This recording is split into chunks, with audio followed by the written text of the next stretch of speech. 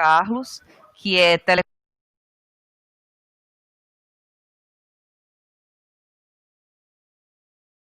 Oi. consultor aqui do hoje a respeito da neoplasia de próstata, né? A epidemiologia, rastreio, né? Hoje já é a nossa segunda web palestra onde o Dr. Felipe aborda os temas relacionados à urologia. Lembrando que essa web palestra ela é gravada e ela é disponibilizada depois no canal do YouTube do Telesaúde Acre. E aí, depois que vocês quiserem, né, assistir a gravação dessa web, ela é disponibilizada lá no nosso canal. Lembrando também que ela tem certificação, que é emitida totalmente online. Então, no decorrer da palestra, o Renato, que é nosso assessor de comunicação, vai aqui no bate-papo o formulário, o link para o formulário. Então, você preenche o formulário. Após 5 dias úteis, em média, a gente envia no seu e-mail que você cadastrou no formulário o certificado para que você possa imprimir, certo? Então, doutor Felipe, seja bem-vindo e boa web para todos nós. Muito obrigado. Posso começar já? Por favor. Então, pessoal, boa tarde. A gente vai falar um pouquinho hoje sobre câncer de próstata, né? Por que eu escolhi epidemiologia e rastreio? Porque eu acho que para acadêmicos de medicina, né, para generalistas, né, clínicos generalistas, eu acho que é a parte mais importante, é a parte que eu mais recebo como teleconsultoria, e eu acho que é importante a gente dar um apanhado geral. A questão do tratamento em si, após o diagnóstico, eu acho que isso aí já fica a cargo do especialista, eu acho que não cabe muito aqui. Então, eu acho que essa é a principal função para a gente, é uma parte bem controversa. Então, acho que a gente vai ter bastante o que falar aí.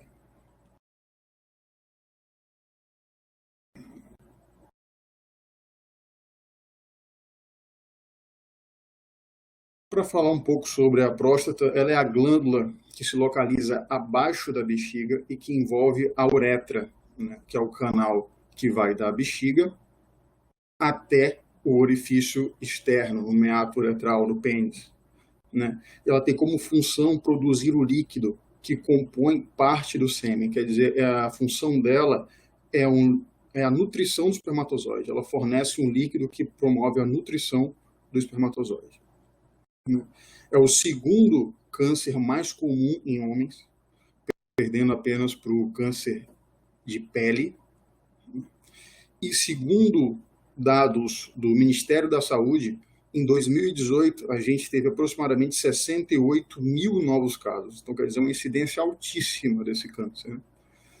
15% de todos os tumores malignos diagnosticados são câncer de próstata. Então, merece uma atenção, né? Merece que a gente saiba basicamente como diagnosticar, porque isso muda totalmente o prognóstico do paciente, né?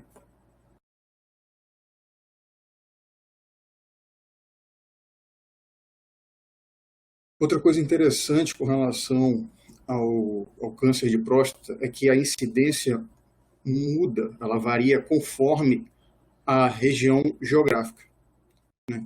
E isso faz com que tenha maior incidência na Austrália, Nova Zelândia, América do Norte e Europa Ocidental.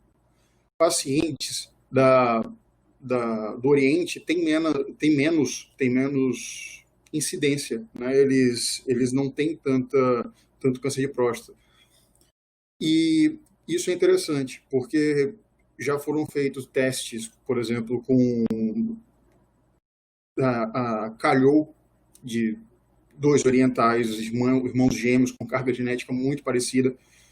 Um ia morar na América do Norte e outro permaneceu na sua terra natal.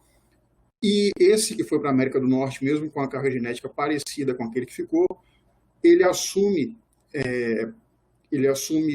possibilidade de ter câncer, ele tem um risco de câncer muito similar ao da América do Norte, mostrando que o ambiente, o entorno onde o paciente fica, influencia muito na questão do câncer de próstata, a parte dietética, né, a questão da obesidade, do ganho de peso, dos hábitos alimentares, de uma forma geral, né? E desde a década de 80, com a descoberta do PSA, né, que é um antígeno prostático específico, ele também aumentou muito a incidência porque ficou mais corriqueiro e mais fácil você pesquisar o câncer de próstata.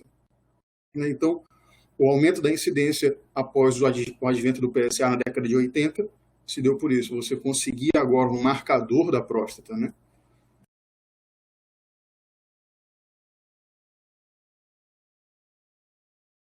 A história familiar e a origem étnica racial, eles estão relacionados ao aumento na incidência do câncer de próstata. Como assim?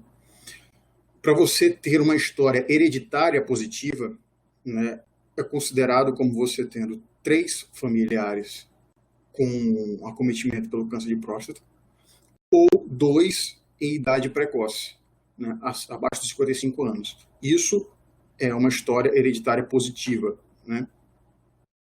E homens com ascendência africana têm maior incidência de câncer de próstata e a doença tende a ser mais agressiva.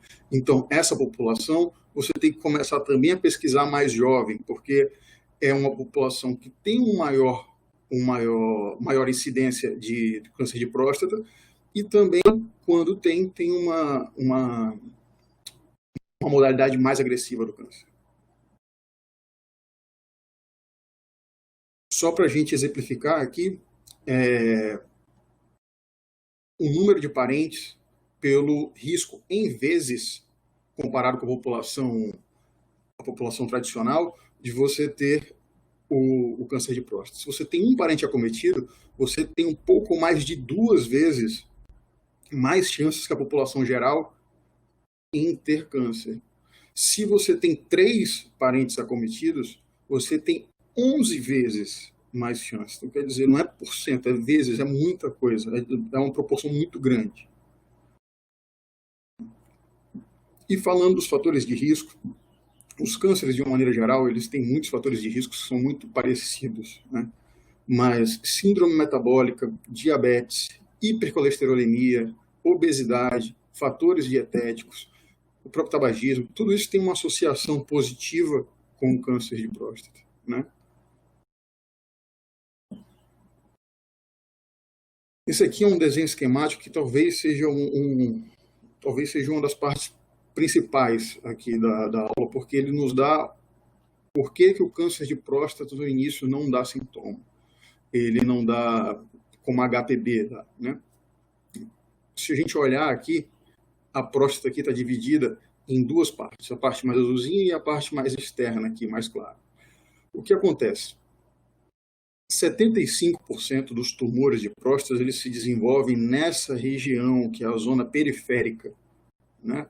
Essa zona periférica mostra para a gente que o tumor geralmente nasce longe da uretra, que é o que causa sintoma na próstata, né? A uretra está aqui no meio passando e o tumor está na periferia. O que justifica também, eu vou falar um pouquinho mais para frente, a questão de você conseguir, em grande parte das vezes, tocar a lesão através do toque retal, né? Então, aqui na zona transicional, que fica uma região mais ligada à uretra, mais próxima à uretra, quando essa região cresce, onde tem a hiperplasia prostática benigna, geralmente nessa região, ela dá mais sintoma. O paciente tem aquela queixa que quem trabalha na clínica já viu várias vezes, que levanta muito à noite, tem a noctúria, tem que fazer força para urinar. Isso por causa que essa região aqui, mais relacionada ao HPB, dá sintoma logo, porque ela vai restringir a passagem da urina pela uretra. Já o câncer de próstata, geralmente é assintomático, porque vem por essa região aqui. Isso é um dado importante para a gente ter.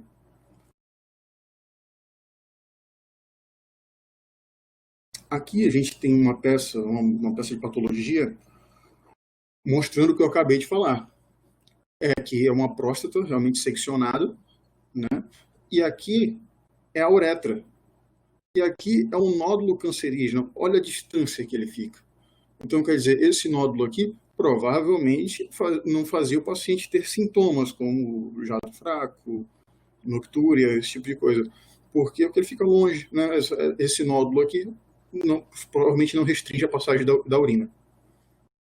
Então, o toque retal nessa região, que é a que fica em íntimo contato com o reto, você provavelmente consegue sentir alguma diferença nessa região.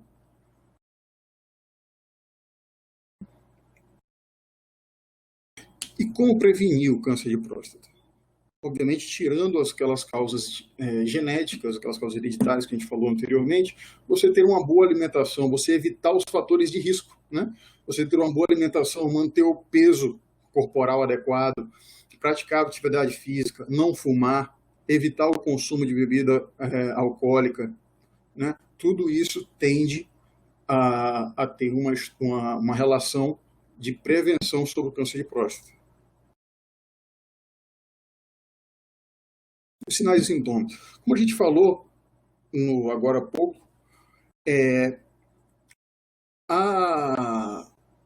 o câncer de próstata, devido à distância que ele fica da uretra no início, ele é assintomático de cara, né? Assim, no início dos seus sintomas, ele é assintomático. Quando ele já começa a apresentar sintoma, ele precisa ter uma massa que já é grande. Ele precisa já ter uma massa que, na maior parte das vezes, já é grande o suficiente para restringir alguma coisa da uretra. E aí ele vai ter dificuldade para urinar, demora em começar e terminar a urina, sangue na urina, aquela hematúria, diminuição do jato, necessidade de urinar várias vezes durante o dia. Em alguns casos, já em tumores avançados metastáticos, pode ter dor óssea, porque é o primeiro local onde o tumor onde o câncer de próstata da metástase é para o osso. Então, o paciente tem dor óssea, né? Então, isso daí já é um caso avançado. Mas, muitas vezes, o paciente que não vai ao urologista, não procura urologista, ou não tem rastreio nenhum de próstata em qualquer que seja a situação, ele já abre o quadro, ele já vem com aquela dificuldade para urinar, que é algo que vem acontecendo dia a dia, e ele vai se acostumando com aquilo. Quando vai ver, ele vai procurar um médico porque já está com dor óssea, já está com dificuldade para andar, fazer esse tipo de coisa. Quando a gente começa a investigar, vê que ele tem um câncer de próstata em estágio avançado. Então, assim, o câncer de próstata ele tem essa característica, ele precisa, a questão do rastreio, porque quando ele dá sintoma, na imensa maioria das vezes, ele já está avançado. Então, falar sobre o rastreio e detecção precoce, né? O screening, detecção precoce. Essa é uma das partes mais difíceis e controversas, porque a gente vai falar na sequência sobre coisas que você faz para diagnosticar câncer de próstata. Mas por que o rastreio é controverso? Porque muitas vezes a questão do diagnóstico, a gente tem que ter isso em mente, o diagnóstico do câncer de próstata, o tratamento não é que nem os outros cânceres que você vê de estômago, esse tipo de coisa, que o tratamento é cirúrgico se tiver possibilidade cirúrgica. Aqui muitas vezes não. Com o advento do PSA, você começou também a dar muito diagnóstico de câncer que seria clinicamente não significativo, né? Isso é uma grande discussão hoje, por isso que tem uma questão a ser vista pelo especialista, porque muitas vezes o fato de ter câncer de próstata não significa ter um tratamento cirúrgico, um tratamento desse. Às vezes tem modalidades de acompanhamento dependendo do tipo histológico do tumor, dependendo disso. Mas isso é uma conversa já um pouco mais adiantada. Não é nem isso que eu quero passar aqui. Mas eu queria deixar isso claro, que ter câncer de próstata e o espaço para fazer um tratamento ativo, um tratamento com cirurgia, um tratamento com bloqueio hormonal, há espaço, isso há uma diferença. Depende do paciente, do tipo de tumor, de várias coisas.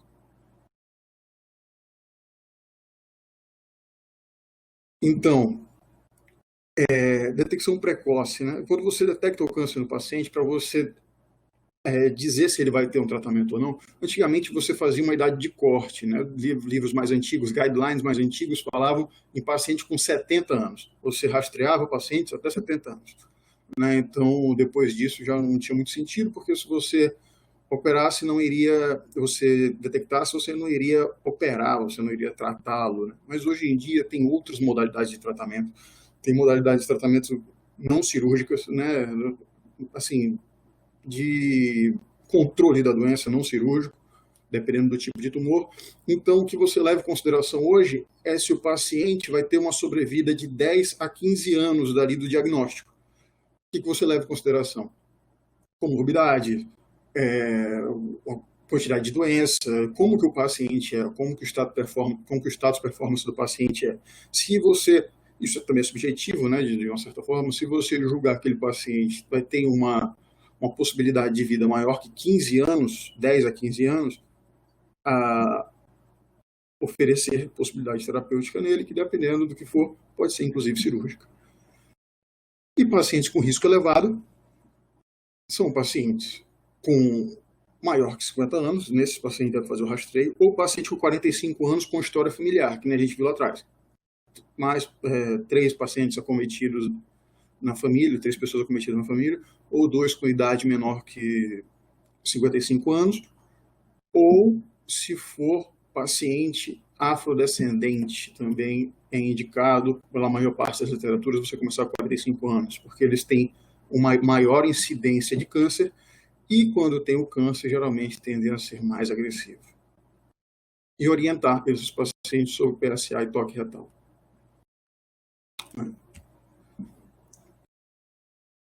Então, por que é importante fazer o toque retal no paciente que você está fazendo uma investigação, um screening prostático? Porque dali, você já consegue ter uma noção do tamanho da próstata do paciente, da forma, da textura, se tem nódulo, se não tem nódulo, como a gente viu lá atrás, o nódulo na peça de anátomo patológico, próxima da região que fica em contato íntimo com o reto. Então, quer dizer, esse é o grande ganho do toque retal. Você consegue ter acesso à região onde 75% dos cânceres de próstata se desenvolvem. Então, é um exame que tem seu espaço onde ele deve ser feito.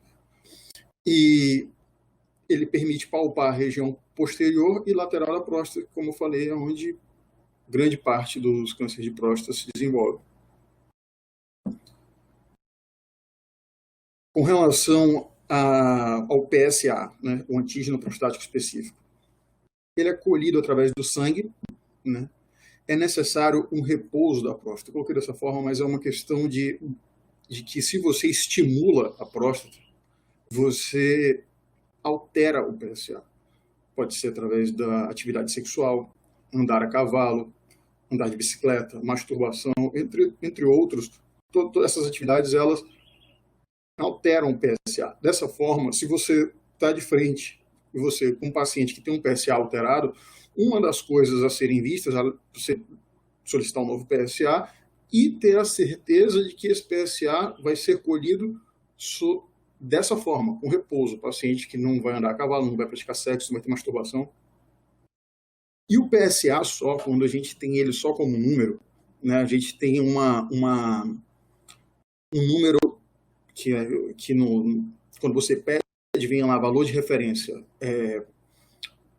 se ele é normal, que ele é normal abaixo de 4. Né? Então a gente já cria na cabeça de que acima de 4 ele está alterado. Não é bem assim. Não é bem assim. Se a gente pegar ele como um número frio e começar a fazer esse tipo de conjectura, a gente vai errar muito. Né? A gente tem outras coisas que fazem com que a gente olhe para o PSA de outra forma.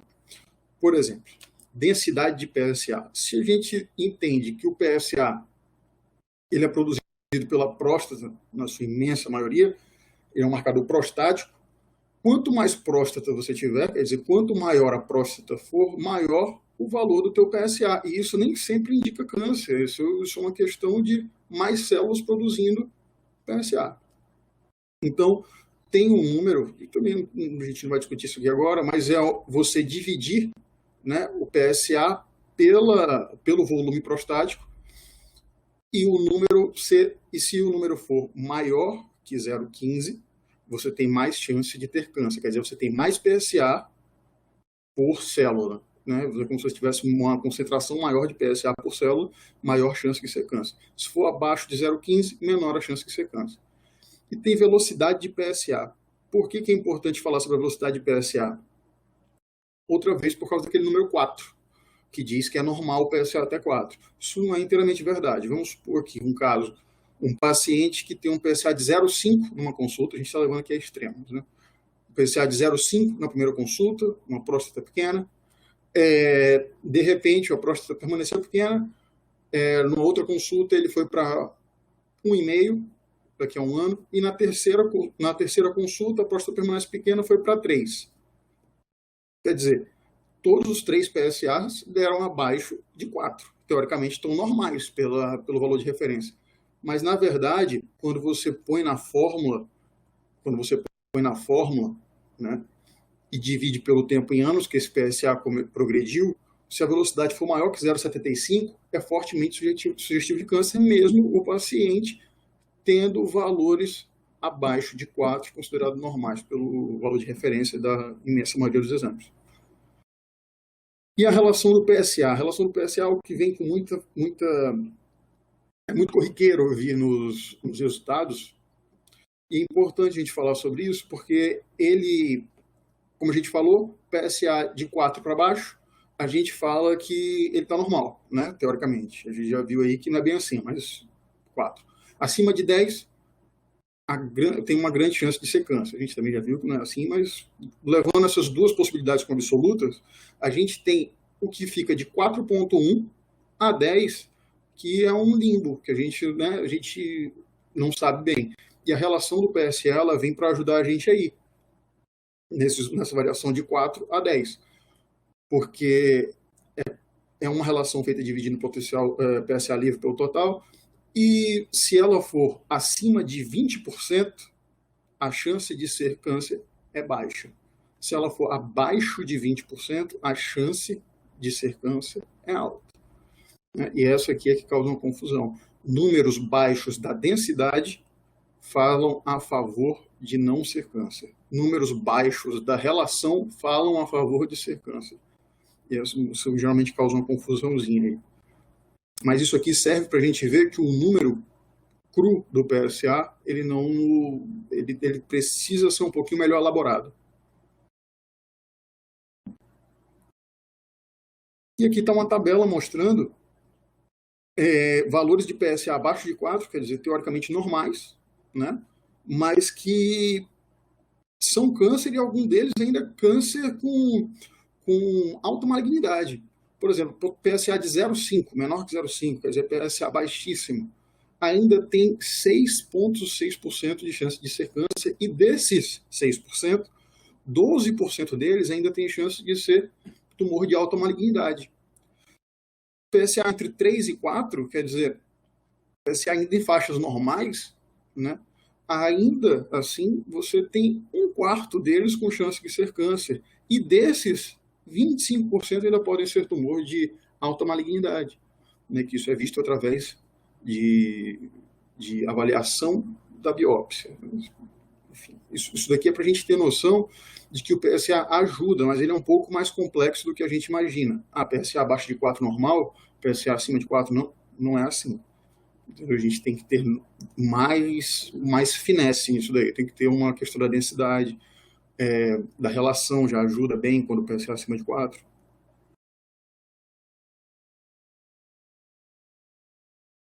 E a biópsia de próstata é o único meio que confirma a presença de câncer de próstata. Aliás, não só de próstata, né? A biópsia ela é o que confirma câncer, né? Ela, apesar de tudo, apesar de bem tolerada, apesar de geralmente ter poucas complicações, ela tem suas complicações. Ela é um método invasivo, né? Então, você tem duas complicações mais frequentes, que são infecção e sangramento, seja ele pela urina, na hematúria, ou nas fezes. O número mínimo de fragmento, 12 fragmentos, para que você tenha uma amostra que seja confiável. E a antibiótico profilaxia, né? Afinal, a biópsia ela é feita transretal, já é um ambiente colonizado, já a próstata não é. Então, você precisa de antibiótico profilaxia para evitar sepse, para evitar com que a gente tenha uma infecção mais grave, né? Aqui, o que a gente tem é um desenho esquemático falando sobre como é feita a biópsia de próstata, né? O transdutor junto com o guia e a agulha transretal, acessando a próstata e fazendo os disparos, 12 disparos pela próstata inteira, aumentando assim a chance de detecção. Hoje em dia, falando já assim em parênteses, hoje em dia, quando você tem no primeiro mundo, né, onde as coisas, onde a gente não se preocupa tanto com o dinheiro público, com essa questão, a ressonância magnética ela está vindo para mexer um pouco com isso que a gente conversou. Antes da biópsia, geralmente você pede uma ressonância para saber se tem mesmo um nódulo, porque só o PSA, como a gente falou, deixa bastante dúvida, para saber se tem mesmo um nódulo e saber aonde você vai biopsiar. Essas aqui são as referências, se alguém quiser, depois posso enviar por e-mail, sem problema nenhum. E desde já agradeço aí por quem tirou um pouquinho do seu tempo. Eu tentei fazer tudo de uma forma mais resumida, mais prática possível. E é isso. Se quiser fazer perguntas, estou aqui à disposição. Bem, gente, esse é o espaço que a gente abre para interação, né? De vocês que estão assistindo, se houver algum tipo de dúvida, é o momento para que vocês possam interagir com o Dr. Felipe. E aí você pode digitar aqui no bate-papo, tá bom? Que ele vai respondendo, caso exista algum tipo de dúvida. E enquanto a gente vê a possibilidade de perguntas, fica o espaço aqui para que a gente dê alguns informes, né? O primeiro deles é que na quarta-feira, às 15 horas da tarde, nós vamos ter uma outra web palestra, então a gente já convida todos vocês para que participem e assistam. Vai ser com o Dr. João Paulo, né, que é o gerente da Policlínica do Tucumã, e ele vai falar um pouco sobre o fluxo de atendimento para servidores sintomáticos de Covid-19.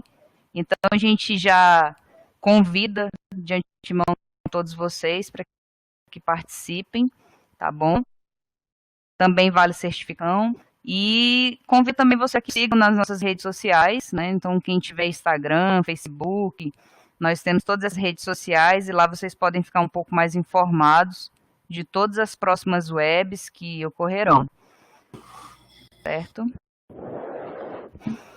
Então, se não existe mais nenhuma pergunta, a gente agradece mais uma vez, Dr. Felipe, pela parceria, tá bom? Por nos presenteado aí com essa apresentação bem rica, né? Mais uma vez, tá bom, doutor Felipe? As portas estão abertas todas as vezes que o senhor precisar e quiser falar de algum outro tema relacionado, sempre muito bem-vindo no Núcleo. Eu fico muito feliz, mesmo em fazer parte desse núcleo. Eu acredito nisso, eu acredito que essa questão da tele, né? Da telepalestra, teleconsulta. Eu acho que é um negócio que é um caminho que não tem mais volta, né? Eu acho que é isso aqui. E estou à disposição para sempre que vocês precisarem e quiserem. Estou totalmente disponível para que a gente possa agendar próximas aulas que forem do interesse de vocês. Tá bom? Tá, ok, então fica registrada e gravada a parceria. Tá certo. Tá bom, então muito obrigada. Então, em nome do Dr. Rodrigo Silveira, que é o nosso coordenador de teleeducação, e a Mônica Moraes, que é a nossa coordenadora geral do Núcleo de Telesaúde do Acre, a gente agradece a presença e a participação de todos vocês. Não esqueçam de preencher o formulário, que é ele quem dá o acesso ao certificado, tá bom? Então, muito obrigada e a gente encerra aqui mais essa web, tá bom? Até mais. Tchau, pessoal. Obrigado, tchau.